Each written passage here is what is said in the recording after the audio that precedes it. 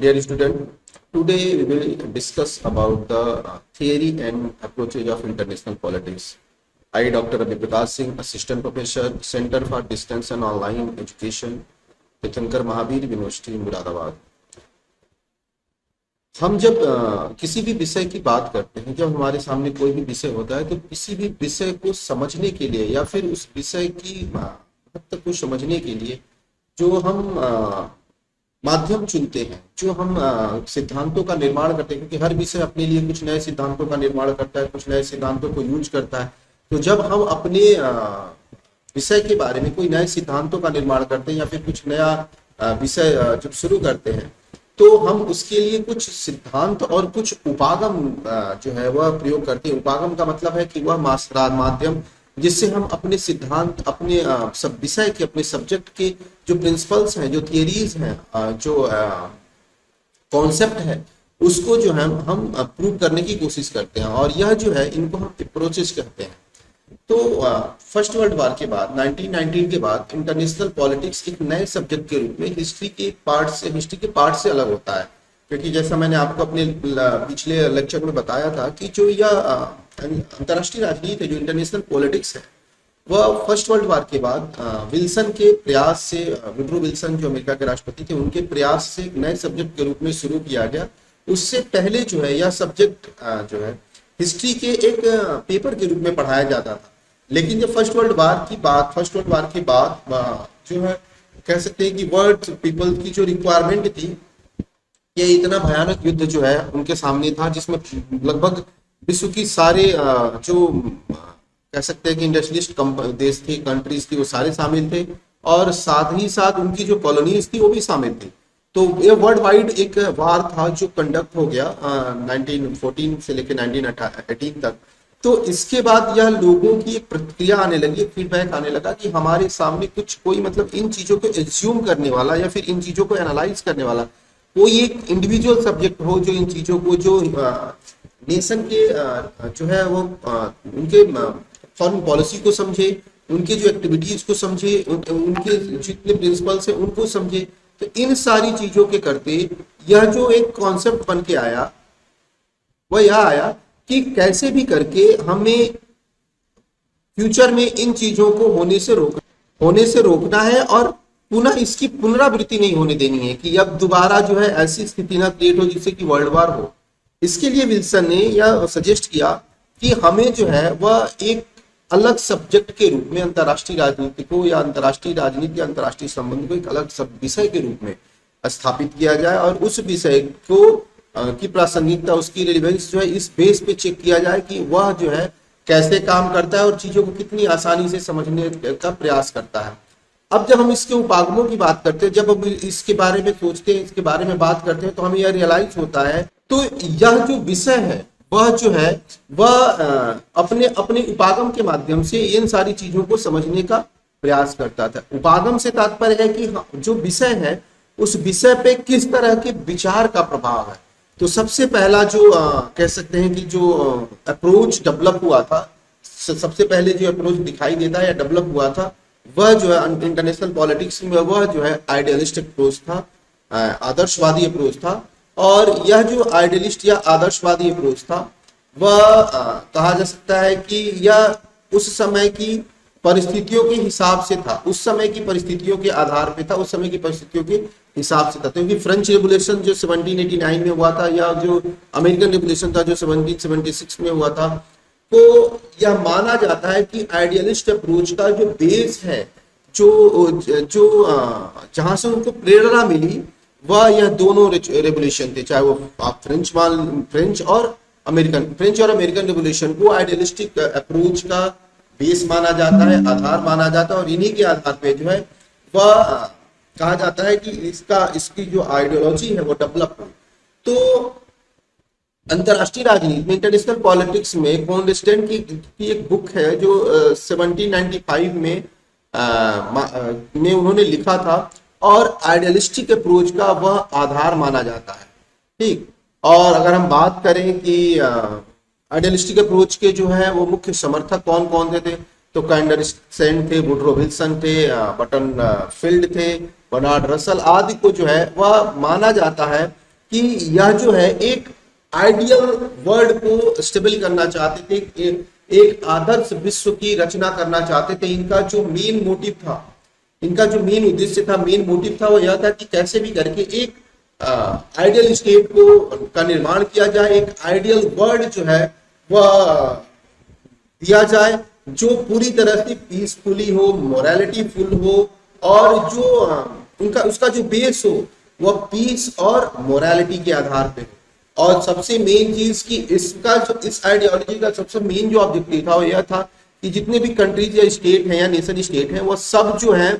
वह वार को पूरी तरह डिनाई कर दे, वार को पूरी तरह से एबॉलिश कर दे, खत्म कर दे, और पूरा वर्ल्ड जो है वो पीसफुली इंजॉय करे, पीसफुली शांतिपूर्वक रहे, किसी से किसी तरह का कोई जो है वह विवाद ना हो, कोई कॉन्फ्लिक्ट ना हो। अगर किसी तरह का कोई विवाद होता भी है, क्योंकि ह्यूमन नेचर है कि अगर इंसान है तो विवाद होना ही होना है, तो अगर विवाद होता भी है तो उसका जो है आपस में बिना किसी वायलेंस के आपस में बैठ के या तो समझौते हो जाए, बात हो, क्योंकि जितने आसानी तरीके से अगर हम उसको सुलझाना चाहेंगे तो सुलझ जाएगा। तो यह जो आइडियलिस्टिक अप्रोच है वह हमेशा इस बात का प्रयास करता है कि वर्ल्ड पीसफुली हो, वर्ल्ड कोऑपरेटिव हो, हेल्पफुली हो, और वार जैसी चीज जो है वो कभी भी कंडक्ट ना हो। तो इनका जो पॉइंट था वह वर्ल्ड को पूरी पीसफुली जो है, पीसफुली या फिर यह कह लो कि शांतिपूर्ण विश्व की कल्पना थी। एक ऐसा आइडियल वर्ल्ड इनको डेवलप करना था, एक ऐसा आदर्श जो है संसार बनाना था, आदर्श विश्व की कल्पना करनी थी जिसमें किसी तरह का कोई कॉन्फ्लिक्ट ना हो, किसी तरह का कोई विवाद ना हो, किसी तरह से कोई जो है वह वार ना हो। तो जब हम इस आइडियोलॉजी की बात करते हैं तो हम आखिर देखते हैं कि यह कौन कौन से ऐसे जो कॉन्सेप्ट है जिस पे यह आइडियोलॉजी बेस है, क्योंकि यह जो अप्रोच है, यह जो आइडियलिस्टिक आइडियोलॉजी या अप्रोच है, वह आखिर वह कौन कौन से कॉन्सेप्ट है जिस पे बेस है। ठीक, तो वह कहता है कि पहला जो इसका जो मानना था, इसके जो कॉन्सेप्ट है जिस पे यह बेस है, वो पहला मानना था कि जो ह्यूमन नेचर है वो बाय बर्थ जो है वो पीसफुली होता है, कोऑपरेटिव होता है, हेल्पफुल होता है, नोबल होता है। मतलब इनका मानना था कि मानव का जो स्वभाव है, जो ह्यूमन नेचर है, वो बाय बर्थ जो है वो पीसफुल होता है, कोऑपरेटिव होता है, हेल्पफुल होता है, नोबल होता है। इसमें किसी तरह का कोई कॉन्फ्लिक्ट नहीं होता, यह हमेशा से ही सहयोगी होता है, सहयोग करने की बात करता है, सहयोगी प्रवृत्ति का होता है। तो इसका जो नेचर है वो बाय बर्थ नोबल होता है, अच्छा होता है, पीसफुल होता है। ठीक, दूसरी चीज कि हर ह्यूमन, हर इंसान जो है वह हमेशा जो है दूसरे की हेल्प करने की कोशिश करता है। मतलब यह जो है अदर्स की हेल्प करने को या फिर यह कह लो कि वेलफेयर को हमेशा तत्पर रहता है, तैयार रहता है, और कहता है कि यह विश्व जो है, ये वर्ल्ड जो है, ये वर्ल्ड हमेशा कोऑपरेशन से ही चल सकता है, सही ढंग से काम कर सकता है। अगर हम एक दूसरे को कोऑपरेट करेंगे, एक दूसरे की सहायता करेंगे, एक दूसरे का सहयोग करेंगे, तभी जो है यह वर्ल्ड पीसफुली जो है पीसफुली और जो है हैप्पी या फिर कह दो हेल्पफुल जो है, या फिर एक अच्छा एटमॉस्फेयर जो है वह क्रिएट हो सकता है। क्योंकि जब तक हम दूसरे की मदद नहीं करेंगे, जब तक हम दूसरे की सहायता नहीं करेंगे, जब तक हमारे अंदर वेलफेयर का कॉन्सेप्ट नहीं होगा, वेलफेयर का विचार नहीं होगा, तब तक जो है हम क्या कर सकते हैं, हम जो है अपने समाज का, अपने राष्ट्र का, अपने देश का, अपने विश्व का कल्याण या उसको जो है उसका विकास सही ढंग से नहीं कर पाएंगे। तीसरी जो इसकी कह सकते हैं कि जो धारणा है या फिर यह जो कॉन्सेप्ट है जिसपे कहता है कि यह जो है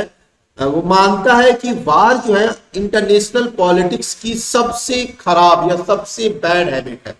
वह कहता है कि वार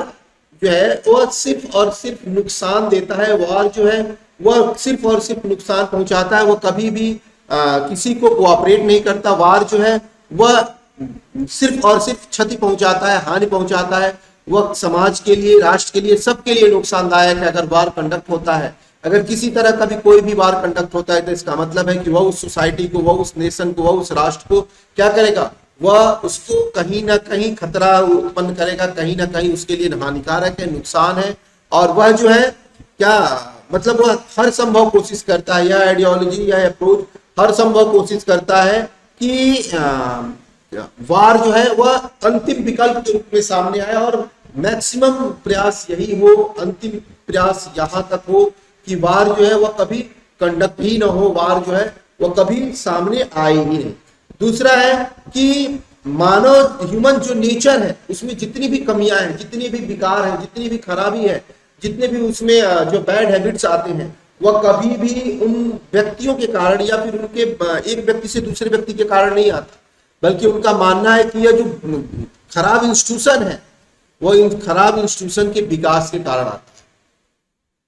वो कहता है कि जो युद्ध है, वार जो है वह मानव जो ह्यूमन नेचर के करते वार नहीं कंडक्ट होता, वह कंडक्ट होता है इन जो बैड इंस्टीट्यूशन है। अगर हम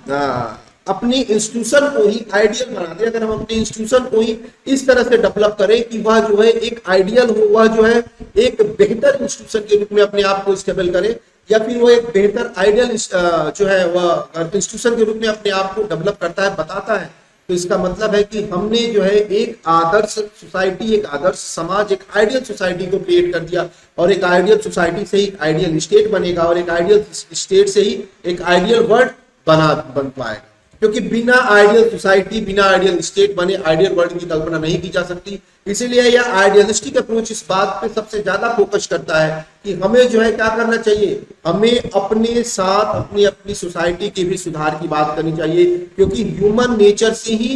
किसी नेशन के नेचर को आइडेंटिफाई किया जा सकता है। तो अगर खुद अच्छे रहेंगे, हमारे विचार अच्छे रहेंगे, हम जो इंडिविजुअल नोबेल है, इंडिविजुअल हेल्पफुल है, इंडिविजुअल कोऑपरेटिव है, इंडिविजुअल जो है वह वेलफेयर की बात सोचते हैं, तो हम जो है पूरी सोसाइटी को यह मैसेज देंगे, पूरी सोसाइटी भी हमारे हिसाब से हो जाएगी, क्योंकि हम जैसे रहते हैं वैसी सोसाइटी बनती जाती है। तो जब सारे लोग नोबेल हो जाएंगे, सारे लोग अच्छे हो जाएंगे, सारे लोग कोऑपरेटिव हो जाएंगे, सारे लोग वेलफेयर की बात सोचेंगे, तो सोसाइटी अच्छा होगा, सोसाइटी से ही स्टेट बनता है, तो स्टेट भी अच्छा हो जाएगा, और स्टेट से ही वर्ल्ड बनता है। तो यह जो कह सकते हैं कि जो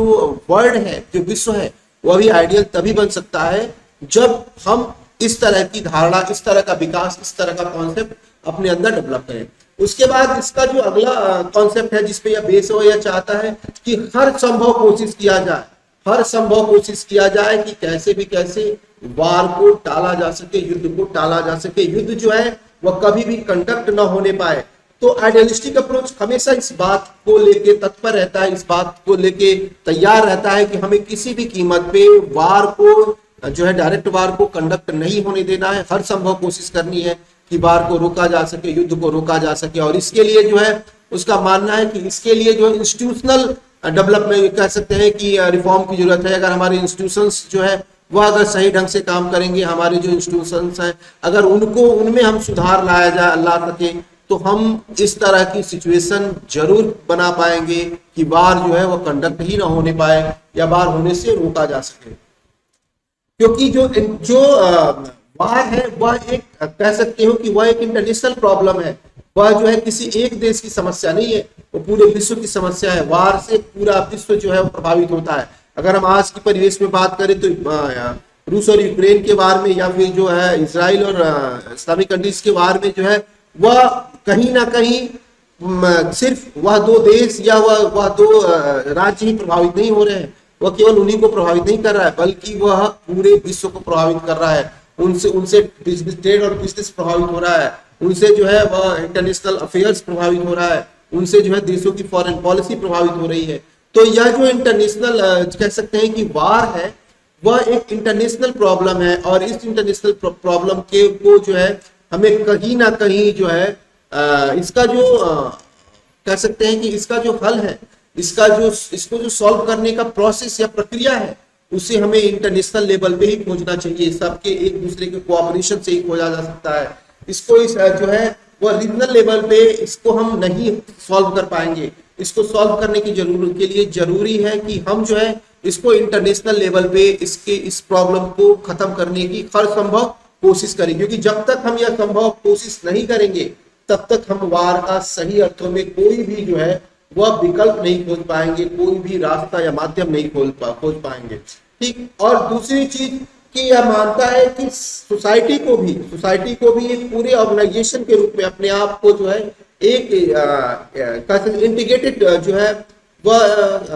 ऑर्गेनाइजेशन के रूप में काम करना चाहिए, सोसाइटी को पूरी तरह से यूनाइट हो जाना चाहिए। अगर सोसाइटी पूरी तरह यूनाइट होकर अगर काम करेगी, यूनाइट होकर चाहेगी, तो वो कभी भी वार को कंडक्ट होने नहीं दे सकती, क्योंकि वार जो है वह किसी सोसाइटी का डिसीजन नहीं होता। वार जो है वह रूलर का डिसीजन होता है, वह जो है शासक का निर्णय होता है, वह शासक लेता है। तो अगर सोसाइटी अगर इंटीग्रेटेड होके, अगर यूनाइट होके अगर चाहे, अगर एकीकृत होके या फिर एक होके अगर चाहे,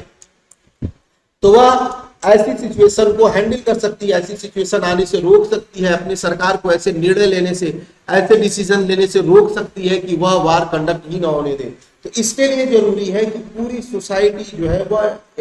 यूनाइट हो, पूरी सोसाइटी जो इसके लिए तत्पर होकर काम करे, पूरी सोसाइटी जो है वह यह बताए कि यह एक इंटरनेशनल प्रॉब्लम है और इस इंटरनेशनल प्रॉब्लम को सब लोग मिलकर जो है वह अगर लड़ेंगे, सब लोग मिलकर अगर इससे निपटेंगे तभी यह पॉसिबल हो पाएगा। अदरवाइज इसको जो है अगर रोकना है, अगर युद्ध को रोकना है, अगर वार को रोकना है, वार को कंडक्ट होने से रोकना है, तो इसका मतलब है कि हमें हर संभव कोशिश करनी चाहिए कि वार को कैसे भी कंडक्ट न होने दे, क्योंकि वार एक इंटरनेशनल प्रॉब्लम है। वार जो है कोई भी कंट्री हो, वार सबसे ज्यादा नुकसान पहुंचाती है, वह चाहे वो इंफ्रास्ट्रक्चर को नुकसान पहुंचाए, वहां के डेवलपमेंट को नुकसान पहुंचाए, वहां के इंडस्ट्रीज को नुकसान पहुंचाए, यहाँ के ह्यूमन बींग को नुकसान पहुंचाए, वहां के इंफ्रास्ट्रक्चर से लेके वहां के सोसाइटी को नुकसान पहुंचाए। तो इस तरह से यह जो आइडियलिस्टिक अप्रोच है वह हर संभव यह कोशिश करता है कि वार जो है वह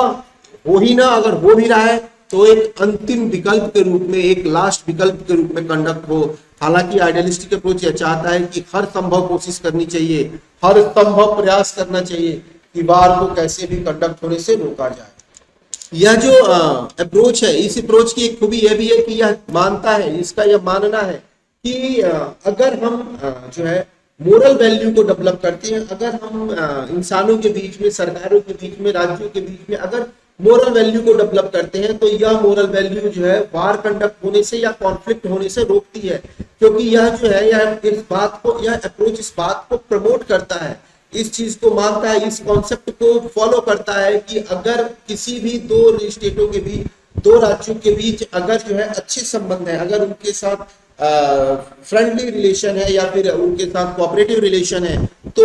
उनके अंदर जो है कहीं ना कहीं मोरल वैल्यू जो है वह डेवलप हुई है। और अगर ऐसा नहीं है तो उनके अंदर मोरल वैल्यू को डेवलप करने की आवश्यकता है। बिना, क्योंकि बिना मोरल वैल्यू के, बिना नैतिक मूल्यों के किसी भी देशों के साथ कोऑपरेशन की बात सोच नहीं सकते हम। किसी भी देशों के साथ एक जो है वह फ्रेंडली रिलेशन डेवलप करने की बात सोच नहीं सकते हम, क्योंकि इन दोनों के बीच अगर हमें कॉन्फ्लिक्ट खत्म करना होगा तो उनके अंदर हमें जो है वह मोरल वैल्यूज डेवलप करने होंगे, नैतिक मूल्यों को डेवलप करना होगा। और हमें जो है हर संभव कोशिश करनी चाहिए कि जो स्टेट्स या नेशंस के बीच जो भेदभाव है, जो मिसअंडरस्टैंडिंग है, जो भेदभाव है, वो समाप्त हो। क्योंकि जब तक हम एक दूसरे की वैल्यू को नहीं समझेंगे, जब तक हम एक दूसरे को वैल्यू नहीं देंगे, तब तक जो है हमारे अंदर अच्छे सहयोग या कोऑपरेटिव रिलेशंस डेवलप ही नहीं होंगे, हमारे अंदर जो है फ्रेंडली रिलेशन डेवलप ही नहीं होंगे। तो हम हर संभव कोशिश करनी चाहिए कि हम जो है जब अपने रिलेशंस, किसी भी नेशन के साथ जब रिलेशन डेवलप कर रहे हैं, तो हमें इसका हर संभव कोशिश करनी चाहिए, हमेशा यह प्रयास करना चाहिए कि हम अपने मोरल वैल्यू के बेस पे, हम अपने नैतिक मूल्यों के आधार पे उनके भी नैतिक मूल्यों को जागृत करने का, उनके भी नैतिक मूल्यों को डेवलप करने का प्रयास करें। हमें हर संभव कोशिश करनी चाहिए कि हम जो है उनके नैतिक मूल्यों को अपने नैतिक मूल्यों के साथ जोड़ के देखें। हम हर तरह के भेदभाव को खत्म करने की बात करनी चाहिए। फिर दूसरा जो है कि इस अप्रोच का यह भी मानना था कि हमें जो है कंपटीशन या प्रतिस्पर्धा को खत्म करना चाहिए। क्योंकि आज का जो वर्ड है, जो आज का वर्ड है, वह एक कॉम्पिटिटिव वर्ड है। इसमें जो है हर देश दूसरे देश के साथ पावर के कंपटीशन में लगा हुआ है। क्योंकि पावर कंपटीशन जो है वह यह नहीं सोचता कि शक्ति जो है वह अंतर्राष्ट्रीय राजनीति का एक हिस्सा है, और जो आइडियलिस्टिक अप्रोच है वह मानता है कि मोरल वैल्यू जो है वो इंटरनेशनल पॉलिटिक्स का एक हिस्सा है। उसका मानना है कि अगर हम कोई भी कॉम्पिटिटिव या कंपटीशन जो है अगर डेवलप करते हैं, तो यह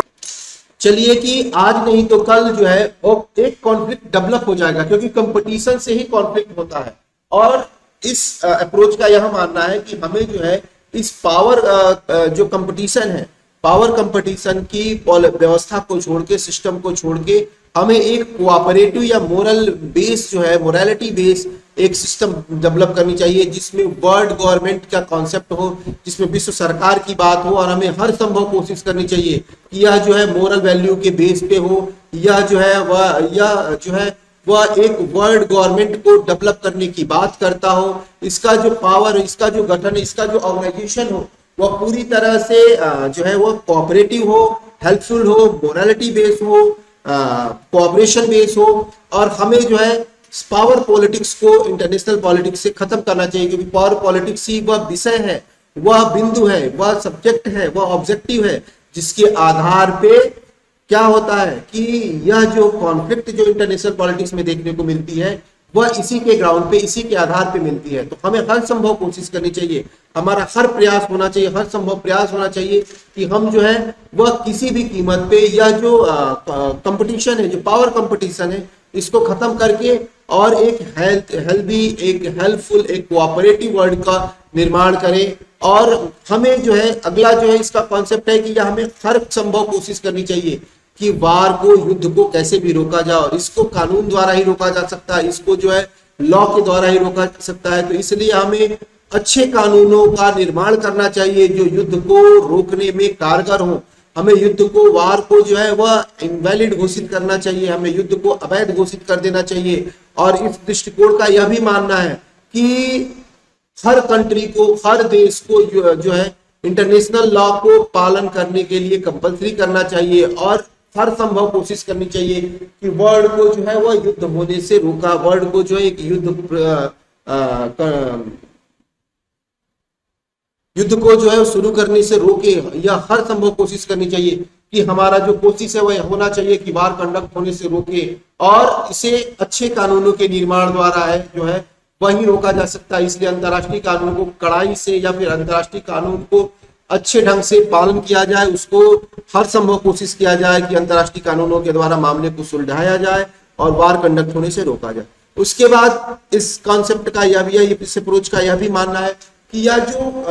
विपन्स या फिर आर्म की जो रेस है, जो होड़ है, जो कंपटीशन है, या हथियारों की जो होड़ है, जो आर्म्स या कह लो आर्मामेंट की जो होड़ लगी हुई है, जो कंपटीशन शुरू है, इसको भी समाप्त करनी चाहिए, क्योंकि यह जो है यह सोसाइटी के लिए, स्टेट के लिए जो है वह हेल्पफुल नहीं है। सोसाइटी और स्टेट को जो है वह हमेशा से एक गलत दिशा में लेके जाता है। इसका मानना है कि हथियारों की जो होड़ है, जो विपन्स या आर्मामेंट की जो कंपटीशन है, वह हमेशा ही वार के कॉन्सेप्ट को डेवलप करता है, युद्ध की प्रवृत्तियों को जन्म देता है। और इसके साथ साथ जो है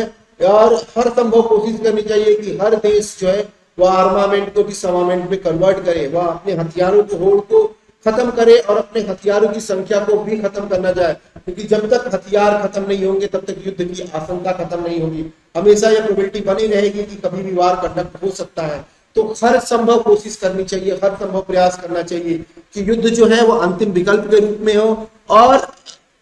कभी भी युद्ध को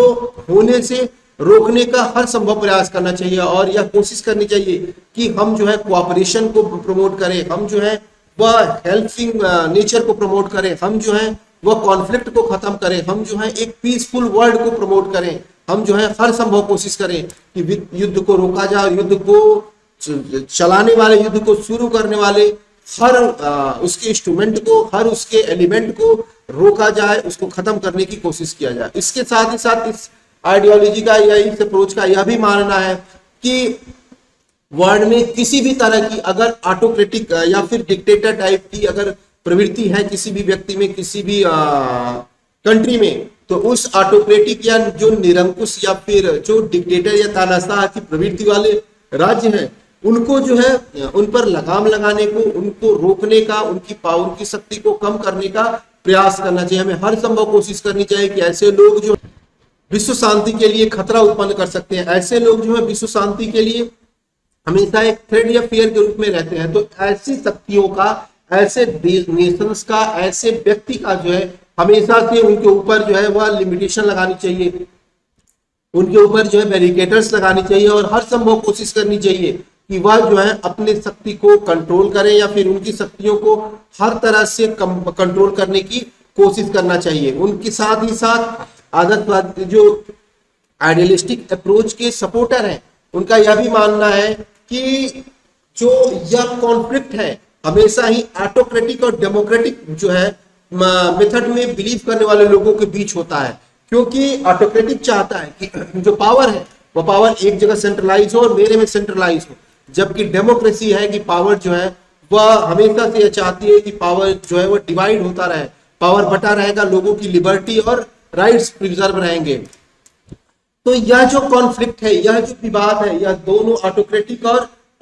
डेमोक्रेटिक दोनों मेथड्स में बिलीव करने वाले लोगों के बीच होता रहता है। तो इसलिए जो है हमें यह हर संभव कोशिश करनी चाहिए कि लोगों में डेमोक्रेटिक वैल्यूज को डेवलप करें, लोगों में जो है वह ऑटोक्रेटिक वैल्यूज को खत्म करें और डेमोक्रेटिक वैल्यूज को डेवलप करें। क्योंकि जहां भी प्रजातांत्रिक या लोकतांत्रिक मूल्य डेवलप हो जाएंगे, विकसित हो जाएंगे, वहां के लोग मोरल होंगे, वहां के लोग जो है हेल्पफुल होंगे, वहां के लोग कोऑपरेटिव होंगे, वहां के लोग जो है वेलफेयर की बात सोचेंगे। तो इस तरह से जो आइडियलिस्टिक अप्रोच है यह मानता है कि विश्व शांति के लिए यह जरूरी है कि हमें जो है किसी भी कीमत पे, किसी भी आधार पे क्या करना चाहिए, अंतर्राष्ट्रीय स्तर पे हर संभव कोशिश करनी चाहिए कि हम जो है अपने इस कॉन्सेप्ट को, इस आइडियोलॉजिकल या फिर इस जो आइडियलिस्टिक अप्रोच को ज्यादा से ज्यादा फॉलो करें, ज्यादा से ज्यादा जो है वह लोगों को इसके लिए प्रमोट करें। फिर इनका यह मानना था कि जो पीसफुल वर्ल्ड है, पीसफुल वर्ल्ड को स्टेबल करने के लिए कहीं ना कहीं पॉलिटिकल के साथ साथ इकोनॉमिकल जो है वर्ल्ड इकोनॉमिकल सिस्टम जो है या इकोनॉमिकल वर्ल्ड सिस्टम जो है यह भी बदलना होगा। क्योंकि अगर किसी भी वार को, अगर किसी भी युद्ध को हम डीपली एनालाइज करें तो हम यह एनालाइज कर पाएंगे कि वार के लिए जो रिस्पॉन्सिबल रीजन है वो पॉलिटिकल से ज्यादा इकोनॉमिकल इश्यूज होते हैं। अगर हम उसको डीप में एनालाइज करें, चाहे फर्स्ट वर्ल्ड वार को एनालाइज कर ले, सेकंड वर्ल्ड वार को एनालाइज कर ले, कोल्ड वार को एनालाइज कर ले, जब हम इन चीजों को देखते हैं, जब इन चीजों को एनालाइज करते हैं तो हमें यह रियलाइज होता है कि अगर उसमें पॉलिटिकल इश्यूज हैं तो पॉलिटिकल इश्यूज के साथ साथ उसको एनालाइज करने से यह पता चलता है कि उसमें जो है पॉलिटिकल इशू के साथ साथ कहीं ना कहीं इकोनॉमिकल इश्यूज भी हैं। तो इसके लिए हमें आवश्यक है कि हमें अपने जो इकोनॉमिकल वर्ल्ड सिस्टम है, विश्व आर्थिक व्यवस्था है, इसको भी परिचेंज करने का काम करना चाहिए, इसको भी बदलने का काम करना चाहिए, इसको भी जो है वह क्या करना चाहिए, इसको भी किसी भी तरह से और ज्यादा कोऑपरेटिव बनानी चाहिए, और ज्यादा जो है हेल्पफुल बनाना चाहिए, और ज्यादा जो है वह लोगों के बीच या फिर यह कह लो कि लोगों के बीच इकोनॉमिक लिबर्टी प्रोवाइड करानी चाहिए, आर्थिक स्वतंत्रता डेवलप करनी चाहिए। फिर जो है सेल्फ डिसीजन के सिद्धांत जो है को भी डेवलप करनी चाहिए कि लोग, राज्य जो है वो आत्मनिर्णय ले सके, स्टेट जो है, क्योंकि आप यह जानते हैं कि इंटरनेशनल पॉलिटिक्स में स्टेट एक यूनिट या फिर स्टेट जो है वो एक्टर के रूप में होता है। तो यह जो है यह कहता है कि यह जो स्टेट है उसे सेल्फ डिसीजन लेने की का भी अधिकार होना चाहिए। इस सिद्धांत को भी, इस प्रिंसिपल्स को भी उसके यहाँ डेवलप करना चाहिए, साथ ही साथ इकोनॉमिकल लिबर्टी भी उसको मिलनी चाहिए। उसके बाद यह जो वर्ड है, यह वर्ड जो है एक कह सकते हैं कि एक ऐसे वर्ड की बात करता है, यह विश्व शांति की बात करता है और हर संभव कोशिश करता है कि विश्व शांति को प्रमोट करने के लिए जो है वह किसी भी तरह का जो कॉन्सेप्ट है या विचार है उससे हम अपनी दूरी बना लें। क्योंकि आदर्श विश्व की कल्पना या फिर एक कह सकते हो कि आइडियल वर्ल्ड की कल्पना जो है वह इसका एक बेस है। क्योंकि आइडियलिस्टिक अप्रोच जो है वह आइडियल वर्ल्ड की को जो है एक कह सकते हो कि एक कल्पना के रूप में देखता है। उसमें कहता है कि इसमें जो है वो किसी तरह का न कोई कॉन्फ्लिक्ट होगा, न किसी तरह का वायलेंस होगा, न किसी तरह का कंपटीशन होगा, जबकि होगा क्या, इसमें हेल्पिंग जो सोसाइटी रहेगी या फिर कोऑपरेशन होगा, पीसफुल वर्ल्ड होगा और वेलफेयर की बात होगी। तो यह जो कह सकते हैं कि जो अप्रोच है वह मैक्सिमम कोशिश करता है या फिर यह इसका जो मेन ऑब्जेक्टिव है वो यही है कि हर संभव कोशिश किया जाए कि कैसे भी करके हम जो है एक आइडियल वर्ल्ड को डेवलप कर सके, एक आइडियल वर्ल्ड को स्टेबल कर सके, आदर्श विश्व को स्टेबल कर सके, जिसमें वार जो है, वार का कोई प्लेस ना हो, युद्ध का कोई स्थान ना हो, और जो वर्ल्ड है वो पूरी तरह से पीसफुली हो, कोऑपरेटिव हो, हेल्पफुल हो और सबके लिए सुलभ हो, सबके लिए सबके हित की बात हो, उसमें सभी का इंटरेस्ट समाहित हो और एक जो है वर्ल्ड गवर्नमेंट की बात करता है, विश्व सरकार की बात करता है, जो सबके हितों की बात करता है, जो सबके कोऑपरेशन की बात करता है, जो सबके कंट्रोल करने की बात करता है और कंट्रोल करने का जो प्रोसेस है वह मोरालिटी के बेस पे हो, वह जो है नैतिकता के बेस पे हो, नैतिकता और आइडियल आदर्श जो है वह इस सोसाइटी का आधार हो और बेस हो। अब हम जब इसके आगे की बात करते हैं तो हम देखते हैं कि आइडियलिस्टिक अप्रोच को जो है वह कुछ पॉइंट्स पे इसको क्रिटिसाइज भी किया जाता है। अब क्रिटिसाइज करने की, जब इसके क्रिटिसिज्म की बात करते हैं, जब जब हम इसको क्रिटिसाइज करने की बात करते हैं तो मैं देखते हैं कि जो सबसे पहले इसको क्रिटिसाइज करने का जो पॉइंट है वो यह बताता है कि यह जो है वह पूरी तरह से एक यूटोपियन अप्रोच है, यूटोपियन आइडियोलॉजी है जो आदर्श की बात करता है और वह आदर्श कैसा होगा, उस आदर्श की कोई वास्तविकता नहीं है, रियलिटी से वो कहीं मैच नहीं करता, क्योंकि इंटरनेशनल अफेयर्स में, इंटरनेशनल सिचुएशंस में मोरालिटी जो है वह सिर्फ और सिर्फ एक दिखावे की वस्तु होती है और जिस आइडियल वर्ल्ड की यह कल्पना करता है वो आइडियल वर्ल्ड जो है वास्तव में पाया ही नहीं जाता। यह पूरी तरह से आइडियलिस्टिक अप्रोच को फॉलो करने वाले, आइडियलिस्टिक अप्रोच को मानने वाले उसके जो एडवोकेट हैं वो उनकी इमेजिनेशन है, उनका जो एक कह सकते हो कि इनका एक यूटोपियन कॉन्सेप्ट है जो वास्तव में संभव हो ही नहीं सकता या वास्तव में संभव पाया नहीं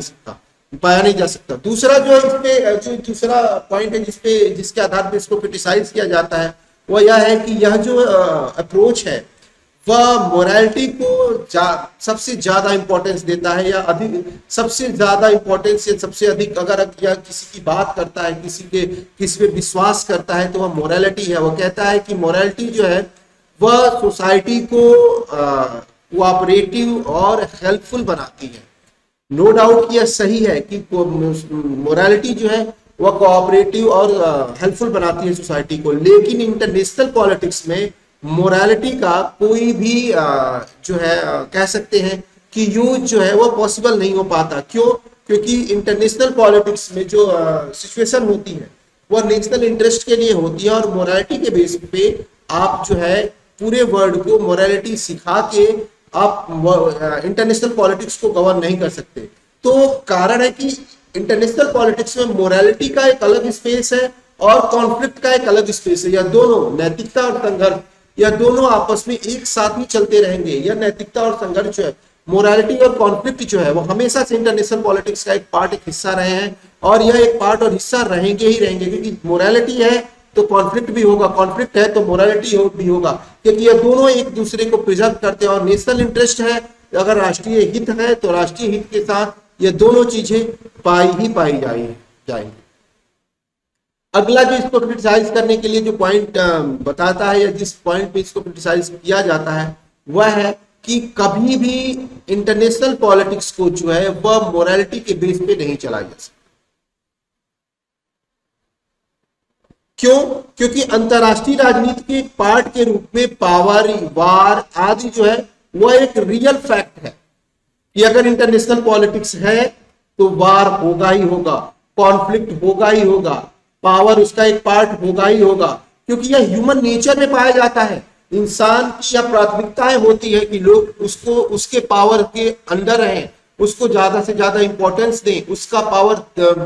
डे बाय डे इंक्रीज होता जाए और जब उसका power day by day increase होगा तो वह सबको कंट्रोल करने की बात सोचेगा, सबको कंट्रोल में लाने की बात सोचेगा। तो इंटरनेशनल पॉलिटिक्स जो है वह कभी भी मोरालिटी के बेस पे नहीं चल सकती, कभी भी जो है वह इस आधार पर नहीं चल सकती कि पावरलेस पॉलिटिक्स किया जाए, क्योंकि अगर पावर पॉलिटिक्स है तो पावर होगी ही होगी। तो पावरलेस पॉलिटिक्स की कल्पना ही नहीं की जा सकती, जो कि आइडियलिस्टिक अप्रोच जो है हमेशा से पावरलेस पॉलिटिक्स की बात करता है, कंपटीशन लेस पॉलिटिक्स की बात करता है, कॉन्फ्लिक्ट लेस पॉलिटिक्स की बात करता है, जबकि यह जो है यह पॉसिबल नहीं है कि पावरलेस पॉलिटिक्स की बात हो, कॉन्फ्लिक्ट लेस पॉलिटिक्स की बात हो या फिर पावरलेस पॉलिटिक्स की बात हो। उसके बाद जो हम यह देख सकते हैं कि कभी भी पॉसिबल नहीं है कि हमारा जो इंटरनेशनल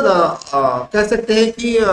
पॉलिटिक्स है या फिर जो इंटरनेशनल सिचुएशन है वह इंटरनेशनल लेवल पे एक जो है फेडरल सिस्टम को डेवलप करता है। क्योंकि फेडरल सिस्टम का मतलब है कि हमने जो है वह किसी एक कंट्री को या एक व्यक्ति को सरकार के रूप में ये पॉसिबल ही नहीं, क्योंकि हर इंसान जो है वह अपने से अलग राज्य को अपने बराबर मानता ही नहीं है, क्योंकि यहाँ तो इंटरनेशनल पॉलिटिक्स पूरी तरह से पावर पॉलिटिक्स है, पूरी तरह से है वह एक गवर्निंग पॉलिटिक्स है कि हम कैसे अपने नेशनल इंटरेस्ट को अचीव करने के लिए हम कैसे भी सामने वाले को अपने पक्ष में अपने तरह से उसको मॉडिफाई कर ले, मोड़ ले। तो यह जो इंटरनेशनल पॉलिटिक्स का कॉन्सेप्ट है, यह जो कह सकते हो कि इंटरनेशनल फेडरल सिस्टम का कॉन्सेप्ट है, यह कभी भी पॉसिबल ही नहीं हो सकती। हम कंक्लूजन के रूप में यह देख सकते हैं आइडियलिस्टिक अप्रोच के बारे में कि जब हम आइडियलिस्टिक अप्रोच की बात करते हैं या फिर जब आइडियलिस्टिक अप्रोच को हम कंक्लूड करते हैं तो हमें ये देखते हैं कि नो डाउट कि इसमें जो है कुछ कमियां निकाली जा सकती हैं, इसमें जो है इसको कुछ पॉइंट्स पे क्रिटिसाइज किया जा सकता है, लेकिन हमें यह मानना होगा, हमें इसमें बिलीव करना होगा, इस पे भरोसा जताना होगा कि मोरालिटी जो है वह चाहे वो ह्यूमन हो, स्टेट सोसाइटी हो, नेशन हो या इंटरनेशनल वर्ल्ड हो,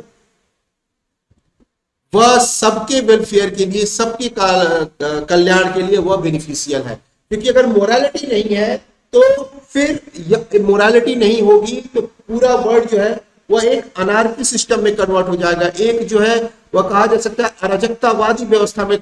हो जाएगा, क्योंकि हर इंसान लोगों को कंट्रोल करने वाली कोई एक जो है एब्सोल्यूट पावर नहीं होगी जो सारे लोगों को कंट्रोल कर ले। तो इसलिए जब भी हम मोरालिटी की बात करते हैं तो मोरालिटी जो है वो सबके लिए बेनिफिशियल है, चाहे वह गवर्नमेंट हो, चाहे वह इंसान ह्यूमन बीइंग हो, चाहे वो सोसाइटी हो, स्टेट हो, इंटरनेशनल लेवल पे या कह लो कि इंटरनेशनल वर्ल्ड हो, यह सबके लिए मोरालिटी जो है वह कहीं ना कहीं जरूरी है, लाभकारी है, बेनिफिशियल है। इसके साथ ही साथ जो हमारे कह सकते हैं कि हमारे जो नेशनल इंटरेस्ट है या फिर हमारे जो इंडिविजुअल इंटरेस्ट हैं उनकी पूर्ति के संबंध में इनको लागू करना तो नामुमकिन है, क्योंकि अगर हम कहें कि मोरालिटी के बेस पे हम अपने सेल्फ जो है वह इंटरेस्ट को फुलफिल कर ले तो सेल्फ इंटरेस्ट और नेशन इंटरेस्ट में फर्क होता है। इन दोनों का जो है समझने के लिए यह माना जाता है कि मोरालिटी के बेस पे ही हम पीसफुल वर्ल्ड की कल्पना कर सकते हैं, मोरालिटी के बेस पे ही एक कोऑपरेटिव वर्ल्ड की कल्पना कर सकते हैं, मोरालिटी के बेस पे ही हम एक शांतिपूर्ण विश्व की, एक आदर्श विश्व की कल्पना कर सकते हैं। तो कहीं ना कहीं अगर हम इस आइडियलिस्टिक अप्रोच को अगर हम देखें कि इस आइडियलिस्टिक अप्रोच को अगर हम डिनाई करें, इस आइडियलिस्टिक अप्रोच को अगर हम न माने तो इसका मतलब है कि हम इंटरनेशनल पॉलिटिक्स से या इंटरनेशनल वर्ल्ड से मोरालिटी को खत्म कर रहे हैं। तो यह जो आइडियलिस्टिक अप्रोच है यह इस चीज को प्रमोट करता है कि हमारे कोऑपरेशन के लिए, हमारे पीसफुल वर्ल्ड के लिए, हमारे वर्ल्ड के डेवलपमेंट के लिए, एक शांतिपूर्ण वर्ल्ड के लिए यह जरूरी है कि हमारा जो विश्व हो, हमारा जो इंटरनेशनल पॉलिटिक्स हो वह मोरालिटी बेस हो, वह जो है नैतिकता के आधार पे हो, एक आइडियलिस्टिक हो। तो इस तरह यह जो अप्रोच है, यह जो आइडियल अप्रोच है वह यह कोशिश करता है कि पूरा विश्व जो है वह पीसफुल रहे, शांतिपूर्वक रहे, इसमें किसी तरह का कोई कॉन्फ्लिक्ट ना हो, किसी तरह का कोई विवाद ना हो, हर लोग एक दूसरे के साथ सहयोग से रहे, हर लोग एक दूसरे को कोऑपरेट करें, हर लोग एक दूसरे के साथ सहयोगात्मक प्रवृत्ति अपनाएं, हर देश दूसरे देश का सहयोग करे, बातचीत से हर संभव कोशिश किया जाए कि कॉन्फ्लिक्ट खत्म किया जाए, हर संभव कोशिश हो कि कंपटीशन खत्म हो, हर संभव कोशिश किया जाए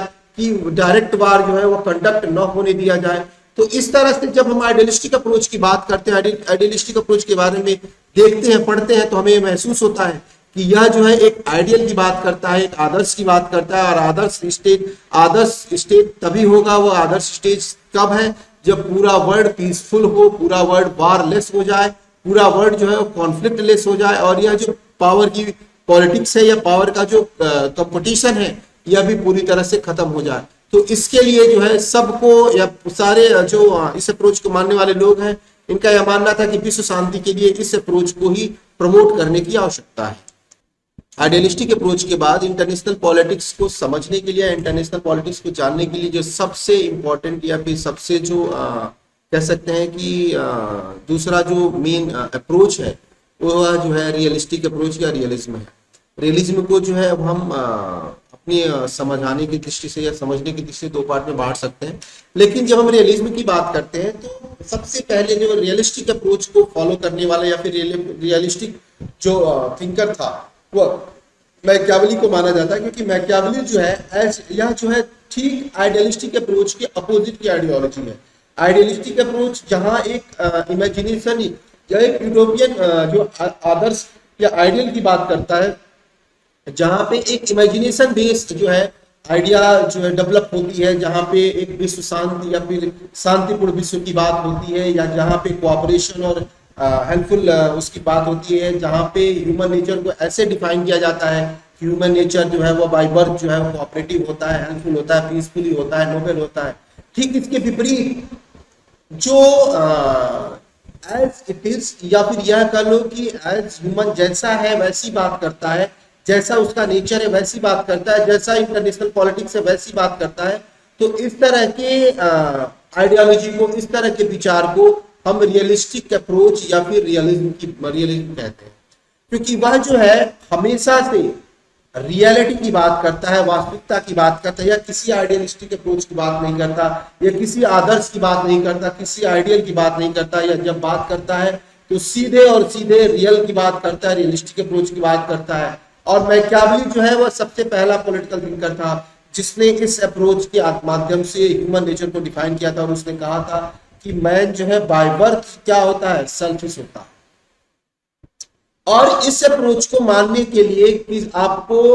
स्वयं यह जो इस अप्रोच का जो अर्थ है, इसका जो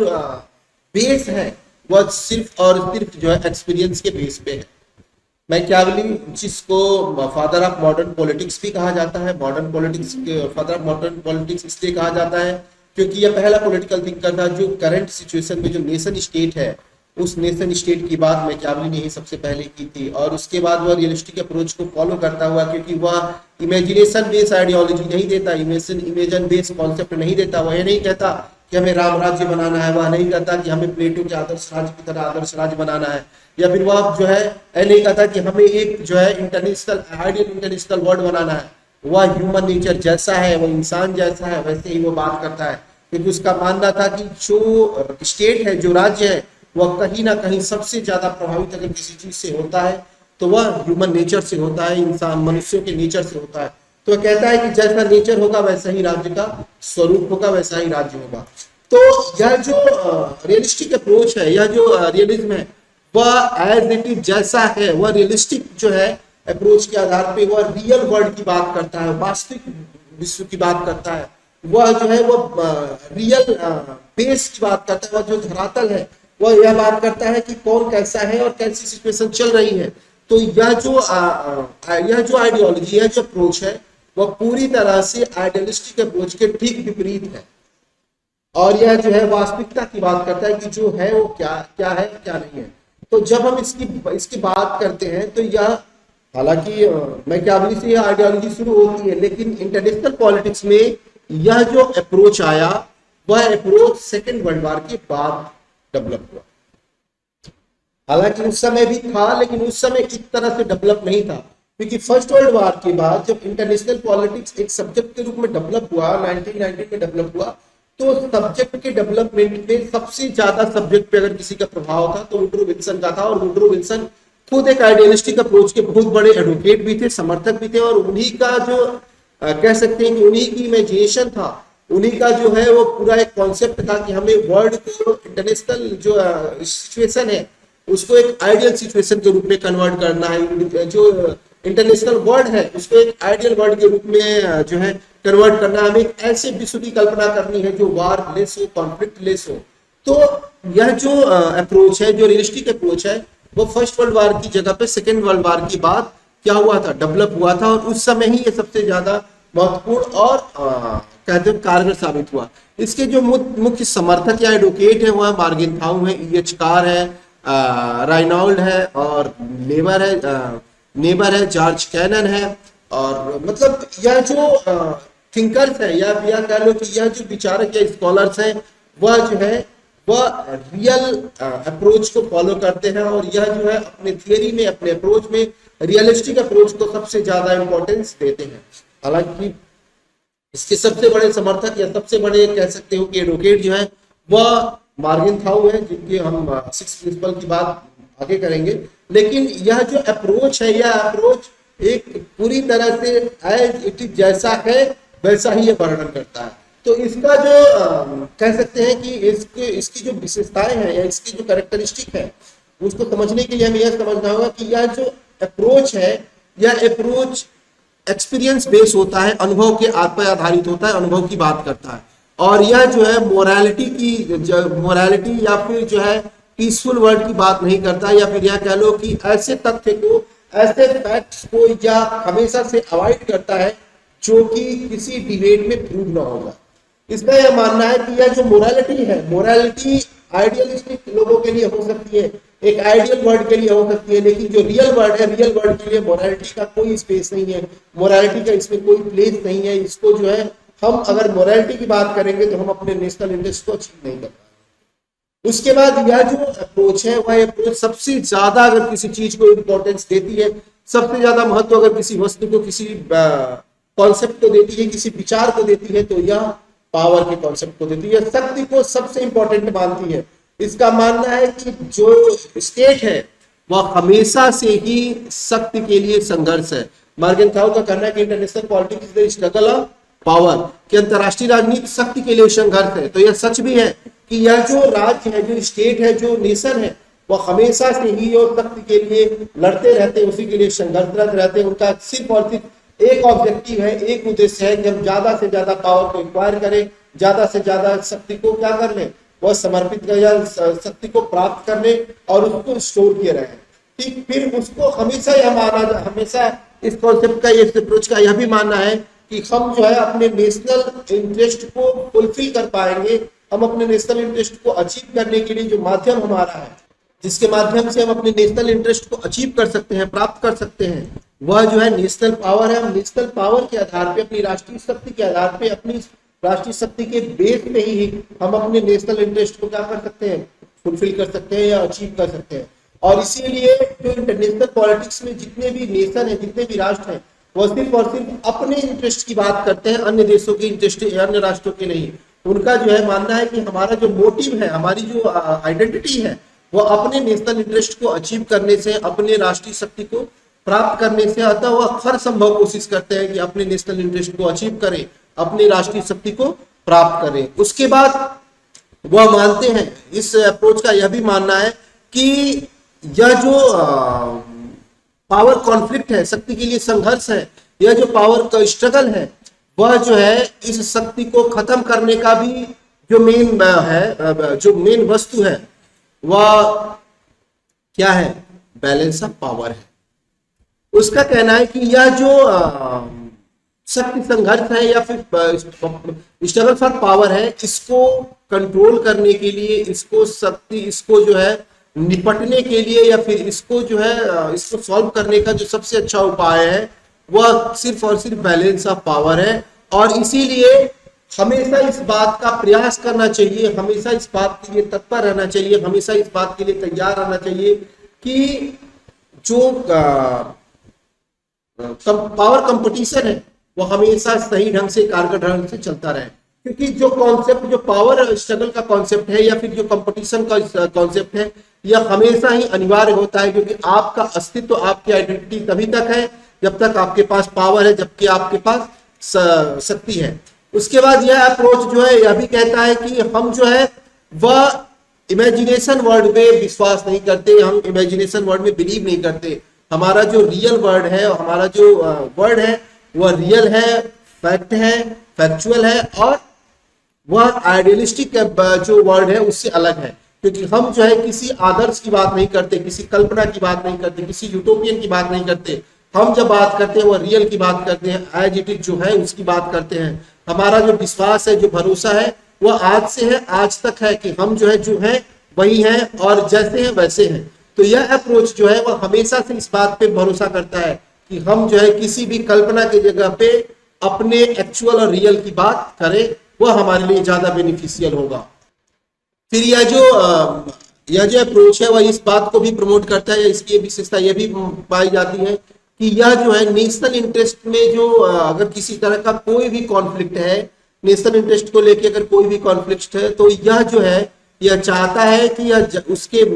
जिसके साथ इसके कॉन्फ्लिक्ट है या जिस नेशन के साथ इसके कॉन्फ्लिक्ट है नेशनल इंटरेस्ट को लेके, उनके बीच यह क्या करता है, यह चाहता है कि उनसे कैसे भी बैलेंस बनाया जाए, उनके बीच जो है बैलेंस बनाने की कोशिश करता है, बैलेंस स्टेबल करने की कोशिश करता है। और यह हर संभव इसका एक ऑब्जेक्टिव होता है कि कैसे भी करके हमें अपने नेशनल इंटरेस्ट को अचीव कर लेना है, अपने राष्ट्रीय हित की प्राप्ति कर लेनी है। तो यह हर संभव कोशिश करता है कि बैलेंस बना के या जैसे भी यह अपने नेशनल इंटरेस्ट को अचीव कर ले। फिर उसके बाद वो क्या, इस अप्रोच का यह भी मानना है कि हर नेशन के लिए उसका जो नेशनल इंटरेस्ट है वह सुप्रीम होता है, क्योंकि वह अपने नेशनल इंटरेस्ट के साथ कोई भी समझौता नहीं करता, वह अपने नेशनल इंटरेस्ट के साथ किसी तरह का कोई जो है वह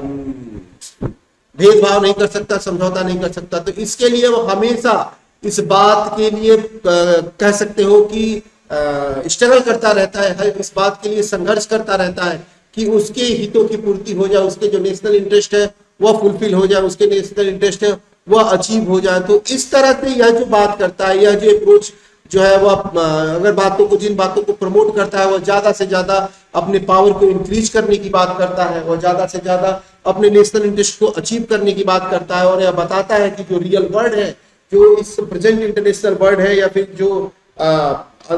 वर्तमान विश्व व्यवस्था है, वह शक्ति के लिए संघर्ष की व्यवस्था है। हर देश अपने से ज्यादा शक्ति अर्जित करना चाहता है और यह जो उपागम है, यह जो अप्रोच है, वह उसने अंतरराष्ट्रीय राजनीति के अध्ययन को और ज्यादा साइंटिफिक बनाने की कोशिश की, और ज्यादा जो है वह कह सकते हो कि साइंटिफिक और ज्यादा मॉडर्न बनाने की कोशिश करने का यह प्रयास करता है। यह चाहता है कि यह जो अप्रोच है, इस अप्रोच को लागू करके इंटरनेशनल पॉलिटिक्स को एक साइंटिफिक मेथड की यूज करके या फिर साइंटिफिक मेथड यूज करने की का या फिर एक जो है कह सकते हो कि और ज्यादा साइंटिफिक बनाने का जो है प्रयास करता है। तो अगर हम इस रियलिस्टिक अप्रोच को हम अगर एनालाइज करें तो हमें इनकी जो कैरेक्टरिस्टिक है, इसको जब हम एनालाइज करते हैं तो हमें दिखता है कि हर स्कॉलर जो है इसके कैरेक्टरिस्टिक को अपने अपने तरीके से प्रमोट करने की कोशिश करता है, अपने अपने तरीके से व्यवस्थित करने की कोशिश करता है, अपने अपने तरीके से रखने की कोशिश करता है। और सभी जो है यह कहा जा सकता है कि इसके आधार पे तो रियलिज्म जो है वह हमेशा से जो है इस बात का प्रयास करता है कि वर्ड जैसा है हम वैसे ही उसकी व्याख्या करें, वैसे ही इसके बारे में बताएं और वैसे ही हम इसको प्रेजेंट करें। लेकिन यह जो रियलिज्म या फिर क्लासिकल रियलिज्म है, इसके बाद एक नए तरह के रियलिज्म, एक नए तरह की आइडियोलॉजी डेवलप होती है जिसको हम नियो रियलिज्म के बारे में जानते हैं। नियो रियलिज्म जो है वह कहा जा सकता है कि जो केंट वाल्टेज है, इनके द्वारा इसको प्रमोट किया गया। और यह जो है जो कह सकते हैं कि यह जो क्लासिकल रियलिज्म था, क्लासिकल रियलिज्म से एक अलग तरह की आइडियोलॉजी है जो प्रेजेंट सिनेरियो में फिट बैठती है, क्योंकि क्लासिकल रियलिज्म जो है वह उस सेकेंड वर्ल्ड वॉर के बाद की सिचुएशन को डिफाइन कर रहा था। सेकेंड वर्ल्ड वॉर और कोल्ड वॉर के टाइम के जो टाइम के जो कॉन्सेप्ट थे, टाइम की जो सिचुएशन थी, उनको जो है वह डिफाइन करता था, उसके बेस पे था। क्योंकि मैंने आप लोगों को बताया कि जो रियलिस्टिक अप्रोच है, रियलिस्टिक अप्रोच की जो बेस है वह एक्सपीरियंस है, अनुभव के आधार पे ही इसको व्याख्यायित करने का प्रयास किया जाता है, अनुभव के आधार पे ही इसे बचाने या बताने का प्रयास किया जाता है। तो नियो रियलिज्म जो है वह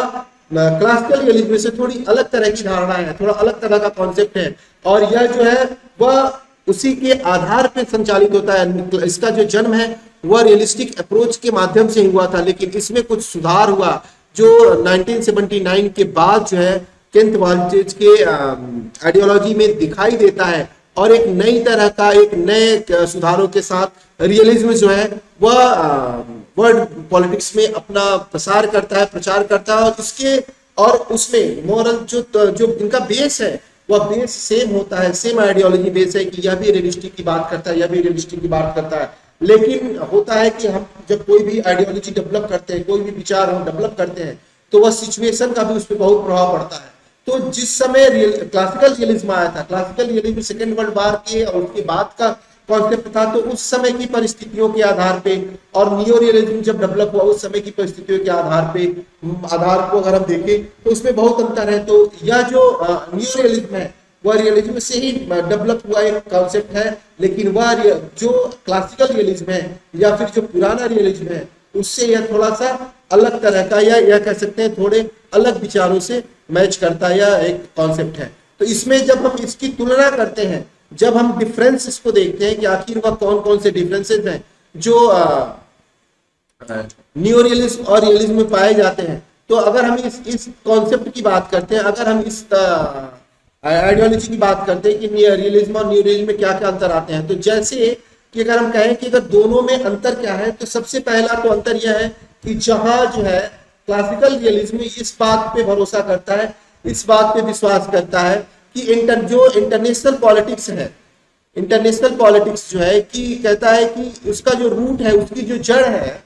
वह सोशियोलॉजी और हिस्ट्री से आती है। रियलिज्म जो क्लासिकल रियलिज्म है उसका जो बेस है, उसका जो रूट है, उसका जो जड़ है या फिर उसका जो ग्रोथ है वह सोशियोलॉजी और हिस्ट्री से होती है। जबकि हम जब बात करते हैं नियो रियलिज्म की, तो नियो रियलिज्म जो है वह एक नए तरह के सब्जेक्ट्स के रूप में डेवलप हुआ, माइक्रो इकोनॉमिक्स को अपना रूप मानता है, और वह कहता है कि वह जो है कहीं ना कहीं यह जो रूट है, ये जड़ है, वह वर्ल्ड सिचुएशन के चेंज होने के बाद, मैंने आपसे कहा कि सेकेंड वर्ल्ड वॉर की जब हम बात करें तो सेकेंड वर्ल्ड वॉर में जो सब्जेक्ट्स होते थे या जो अप्रोचेज होते थे वो सोसाइटी बेस्ड होते थे। तो सोसाइटी बेस्ड होने के लिए जैसे है कि वह जो अपने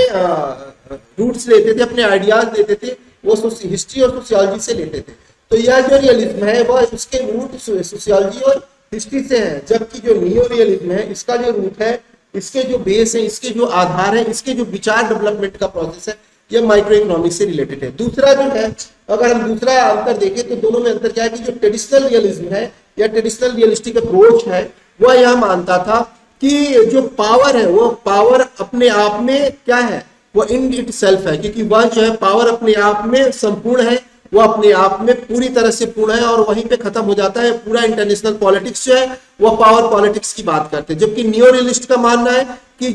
जो पावर जो है वो एंड ऑफ डेवलपमेंट नहीं है, पावर से ज्यादा सिक्योरिटी जो है वो अंत है। आप पावर अटेन करना आपके लिए ये इंपॉर्टेंट नहीं है, आपको सबसे इंपॉर्टेंट अगर कोई चीज है तो सिक्योरिटी है। आपके पास पावर हो लेकिन सिक्योरिटी ना हो, तो कहता है कि पावर से ज्यादा इंपॉर्टेंट सिक्योरिटी है, जो इसकी बात करता है कि अगर आप सुरक्षित हैं तभी जो है पावर का इंपॉर्टेंस है, अगर सुरक्षित नहीं है तो पावर का कोई इंपॉर्टेंस नहीं है। तीसरा जो है, अगर हम इसको अंतर देखते हैं या तीसरा जो है डिफरेंस अगर हम देखते हैं या फिर वह पॉइंट जिसपे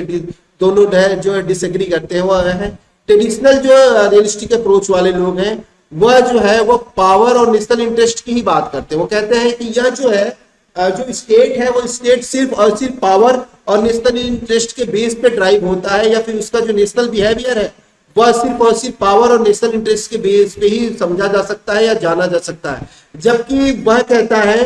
कि अगर आपको किसी भी नेशन के किसी भी स्टेट के नेशनल बिहेवियर को एग्जामिन करना है, अगर उसको जज करना है, तो आप जो है वहां पे डिस्ट्रीब्यूशन कैपेबिलिटी के आधार पर उसको देख सकते हैं, उसमें बंटवारे की क्या स्थिति है या शक्ति को कैसे बांटा गया है इसके आधार पे देख सकते हैं, अनार्की के आधार पे देख सकते हैं, या फिर वहां पे डेमोक्रेटिक मेथड है, इस आधार पे आप देख सकते हैं कि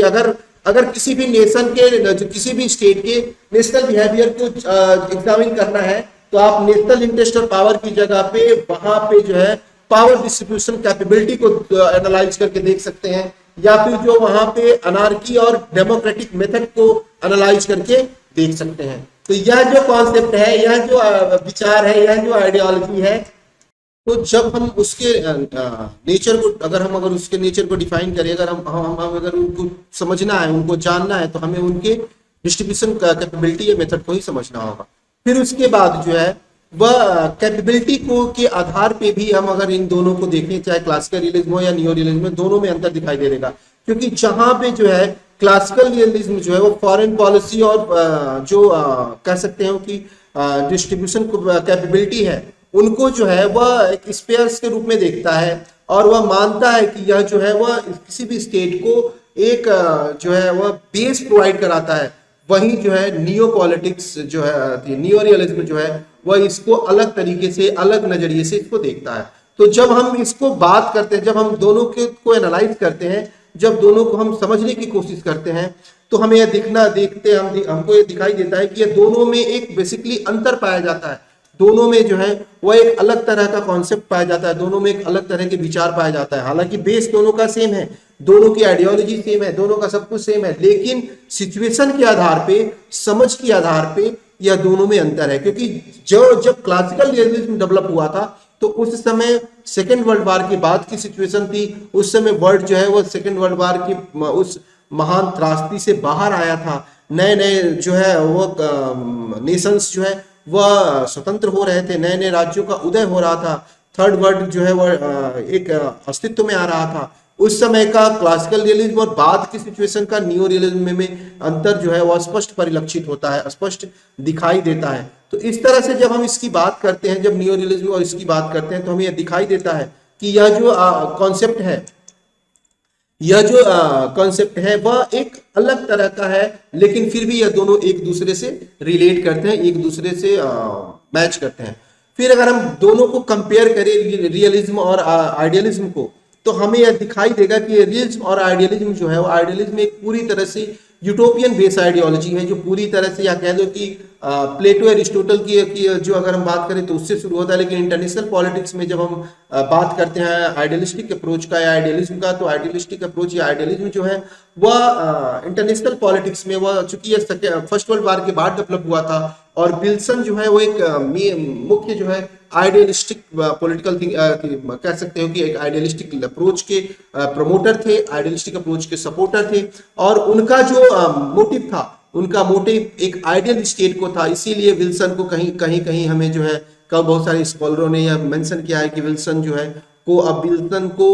फर्स्ट वर्ल्ड वार के बाद लोगों ने एक मैसेंजर ऑफ पीस के रूप में उनको माना कि वह जो है शांति के मसीहा हैं, जो जिनका मोटिव है कि किसी भी तरह वर्ल्ड पीस को प्रमोट किया जाए, विश्व शांति को प्रमोट किया जाए। लेकिन अगर हम बात करें एक आइडियल स्टेट वर्सेस रियलिज्म की, तो हमें यह देखने को मिलता है कि आइडियल जो है, आइडियलिस्ट जिस तरह की बात करते हैं, जिस तरह की धारणा की बात करते हैं, वह सिर्फ किताबों में देखने को मिल सकती है, केवल बुक्स में देखने को मिल सकती है। जबकि ह्यूमन नेचर ही ऐसा है कि वह हमेशा से यह ह्यूमन नेचर रहा है कि वह हमेशा पावर को अटेन करना चाहता है, पावर को मेंटेन करना चाहता है। और जहां पावर की बात आएगी वहां कॉन्फ्लिक्ट होगा, जहां पावर की बात आएगी वहां कंपटीशन होगा, जहां पावर की बात आएगी वहां स्ट्रगल होगा। तो यह जो कॉन्फ्लिक्ट है, स्ट्रगल है, जो कॉन्फ्लिक्ट है, स्ट्रगल है, वार है, यह रियलिटी है। और रियलिज्म इसी की बात करता है कि यह ह्यूमन नेचर में पाया जाता है कि वह चाहता है, उसका नेचर है कि वह चाहता है कि वह गवर्न करे, वह लोगों को गवर्न करे, लोगों को कंट्रोल करे। और हर चूंकि लोगों से ही नेशन बनता है, लोगों से ही राज्य बनता है, लोगों से कोई भी देश है, अगर किसी भी देश की आइडियोलॉजी को समझना है, किसी भी देश की फॉरेन पॉलिसी को समझना है, तो हमें वहां के लीडर्स को समझना होगा, वहां की जनता के नेचर को समझना होगा। तो यह जो कॉन्सेप्ट है, यह जो आइडियोलॉजी है, यह जो विचार है, यह विचार इस बात का द्योतक है, इस बात को बताता है कि कहीं ना कहीं यह जो रियलिस्टिक अप्रोच है, यह रियलिज्म है, वह जो है वह यथार्थ की बात करता है। आइडियलिस्टिक अप्रोच जो है वह एक इमेजिनेशन या यूटोपियन की बात करता है, एक ऐसी इमेजिनेशन वर्ल्ड की बात करता है जैसे राम राज्य की बात हो, देखा किसी ने नहीं हो लेकिन फिर भी हमें वैसा बनना हो। तो यह जो आइडियलिज्म है, वो आइडियलिज्म ऐसी बात करता है जो मोरालिटी बेस हो, नैतिकता के बेस पे हो। जबकि इंटरनेशनल पॉलिटिक्स में नैतिकता जो है वह उसी तरह जो है लागू नहीं की जा सकती। क्यों? क्योंकि यह दोनों जो है एक दूसरे के पूरक नहीं हो सकते। नैतिकता नो डाउट की आवश्यकता है, मोरालिटी की आवश्यकता है, वर्ल्ड पीस के लिए आवश्यकता है, लेकिन मोरालिटी के साथ साथ जो रियलिस्टिक अप्रोच वाले हैं, जो रियलिज्म है, जो पावर है, वह भी जरूरी है, क्योंकि कंट्रोल करने के लिए पावर जरूरी है। और पावर जो है बिना स्ट्रगल के, बिना कॉन्फ्लिक्ट के, बिना वार के नहीं रह सकता या नहीं आ सकता। तो अगर हम इसको कंक्लूड करें, अगर हम कंक्लूजन की बात करें, तो जो जितने भी स्कॉलर्स हैं, अगर हम इंटरनेशनल पॉलिटिक्स के स्कॉलर्स की बात करें, तो इंटरनेशनल पॉलिटिक्स के मैक्सिमम स्कॉलर जो है वह इस बात को मानने लगे हैं कि आइडियलिस्टिक अप्रोच की जगह पे प्रेजेंट टाइम में रियलिस्टिक अप्रोच जो है ज्यादा कारगर है, ज्यादा समझने के लिए हेल्पफुल है। और यह जो है इंटरनेशनल पॉलिटिक्स को एक साइंटिफिक मेथड प्रोवाइड कराता है, इंटरनेशनल पॉलिटिक्स को एक रियल जो है वर्ल्ड से परिचित कराता है, इंटरनेशनल पॉलिटिक्स को एक रियल ह्यूमन नेचर से परिचित कराता है। जबकि आइडियलिस्टिक अप्रोच में वह यहाँ आइडियलिस्टिक अप्रोच जो है एक यूटोपियन बेस है, एक इमेजिनेशन बेस है, और यह हमेशा से इस बात को मानता है कि कोऑपरेशन और पीस और वारलेस वर्ल्ड, और फिर उसके बाद कॉन्फ्लिक्टलेस वर्ल्ड, कंपटीशनलेस वर्ल्ड, या इसके आदर्श हैं, इसके कह सकते हैं कि इसके कॉन्सेप्ट हैं जो प्रेजेंट टाइम के सिनेरियो में या प्रेजेंट विश्व व्यवस्था में या वर्तमान विश्व व्यवस्था में यह पॉसिबल होता नहीं दिख रहा है। Thank you. हो सकता है अच्छा लगा हो, समझ में आया हो आप लोगों को, आशा करता हूँ कि समझ में आया होगा। Thank you.